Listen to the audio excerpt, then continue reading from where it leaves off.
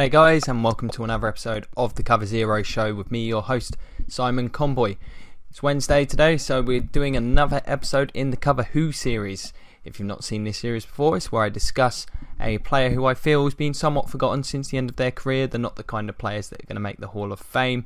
Most of them will be remembered fondly by teams that those players played for, but they're under the radar for the most part and worth large chunks of their career. The kind of players that if there was a Hall of Very Good, they'd probably make that, or could have went on to have truly great careers, but may have had issues with injury, such as some of the players I've covered, Chris Jenkins being a great example of that. He was incredibly talented. Today's episode, though, will be focusing on a player that was in the league for a very long time, incredibly productive. His stats were, over his career, were better than I even expected. Derrick Mason, the long-time Titan and Raven. Not a lot of players have a big tenure with two teams, but he played for a very long time, about 14 seasons. Two-time Pro Bowler, 2000 and 2003, and All-Pro kick returner during the 2000 season. Also, this is something I did not know, the only player in NFL history with 10,000 receiving yards, well, over 10,000, and over 5,000 return yards. Very easy to forget that early in his career he was one of the best punt returners in the league, because you don't think of him as a burner necessarily. Really, his career a testament to the importance for mid-round, late-round draft picks to be great special teamers, because that's exactly what he was early on in his career with the Titans. Didn't have much productivity for his first 3 seasons as a receiver, but was a great return man. That allowed him to stick around on the roster and slowly, learn his role and develop into a really rock solid possession receiver. As final career statistics, 12,000 yards, certainly nothing to sneeze at there. 943 receptions, it's a good number, and 66 touchdowns, as well as 5,086 return yards with 3 touchdowns there. That is a rock solid career. A very consistent player, and once he did start to play the wide receiver position well, broke out sort of just after the Titans actually lost the Super Bowl, turned into a very good player, getting first 1,000 yard season. When he was with the Titans, that was a very run heavy team. He did end up turning into their primary receiver. Was a very good player for them, and Jeff Fisher always makes good use out of special teams. He can be criticised for a lot, particularly during his tenure with the Rams, but the man always got his special teams units to pull some plays out. Quite impressive stuff. The thing I remember him most for at this point, because I was a lot younger, and when he was playing with Tennessee, I remember his tenure with the Ravens. Really helped Joe Flacco, I think, early in his career. Flacco has never really had a young receiver to grow with. Torrey Smith was probably the closest before they let him go. He has been relying on veterans a lot, and I think, Derrick Mason was the first of those, was a real go-to target for him early on in Flacco's career, and he really did reward them. I think that was the best spell of his career as a receiver, was with the Ravens, as just an incredibly reliable possession receiver. This was a team that wasn't necessarily great in the passing game. Flacco, still a streaky player, that was particularly true his first couple of seasons, but a lot of catches during his time there. First player to get 100 receptions in a season for the Ravens. He was a really tough player.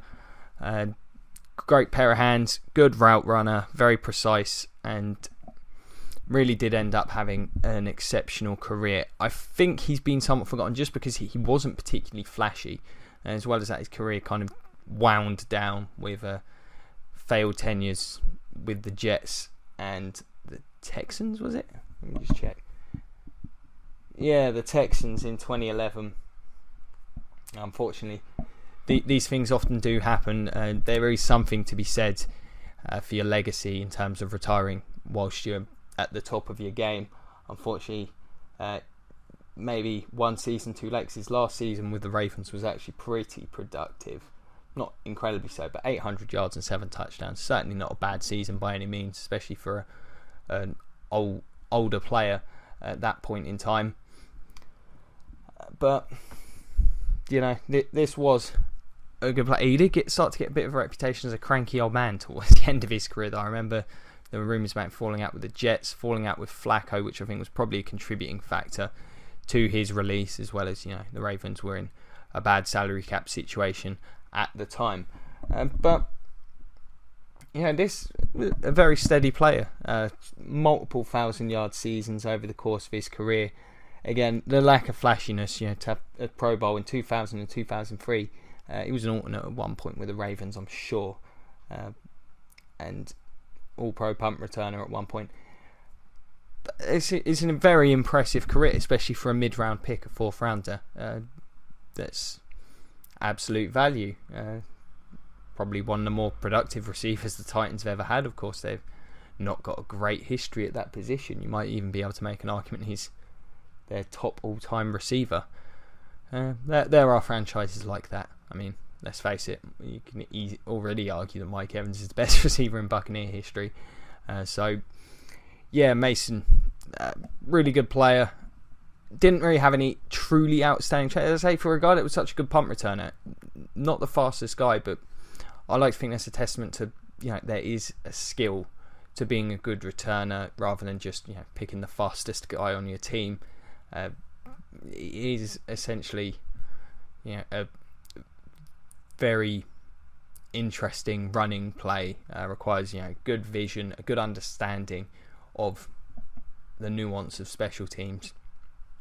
As fast as Devin Hester was, he's certainly not the fastest kick returner you've ever seen. But he was incredibly productive in that role. As I say, before I did the research for this, I wanted to put Mason in because I do remember him being an incredibly solid, maybe not a true number one. Well, in fact, definitely not a true number one type. But I think he had certainly the ability to be a very high end number 2, low end number 1 throughout his career. As I say, more of a possession receiver than a deep threat or a big physical guy, but good route runner, reliable, as I've said. Had basically forgotten that early in his career he was a dominant kick returner, which is always easy to forget, I suppose, when you have a career that long. As I say, hanging around for that many years in the NFL, certainly not easy, and to be vastly productive for the vast majority of it, I think that's a real testament to this guy's skill set. As I say, not particularly exceptional, not flashy. That's why he's not got the recognition. But this was a consistent, reliable, quality NFL player, going over 10,000 receiving yards for a career. Never anything to sneeze at. So, great career, fantastic all-round player. A lot of teams would take a player like that, bolster their receiving core.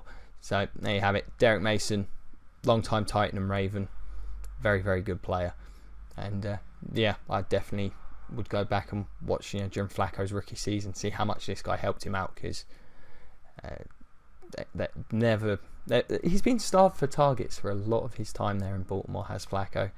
It's probably not helped his numbers, but there you have it. Derrick Mason, very good player. He's our Cover Who star this week. So hope you've enjoyed this one. As always, let me know, what do you think? Any players you think need to be featured in this series? Let us know, whether it's in the Facebook comments below. Find us on Facebook at Cover Zero. Follow me on Twitter at Simon Conboy. I'll be more than happy to respond to each and every one of you that does make contact. I've got some more stuff coming up this week. If you've not seen the offensive and defensive power rankings I've done, definitely recommend checking those out. I've broke down every position group in the league and rated them from 1 through 32 to try and give an interesting grade. A bit of a discussion about each team's position group for the most part, other than safeties, because I think it's such a fluid position for so many teams. But I think other than that, I've pretty much covered most of them, how they should look. Definitely recommend checking them. Friday, as always, will be the weekly review, along with a top 10 position group. I can't remember exactly what it is this week, but tune in to find out, see which players I consider the 10 finest at their position. And there's actually some degree of news at this point of the year, so that's Not a huge amount, but there's some. So check that out. As always, if you could like, share, subscribe, check out the Patreon. If you enjoyed the show, it would be thoroughly appreciated. Really am grateful to all those that do check out the show. And, as always, it's been a pleasure. Have a great evening, and go Bucks.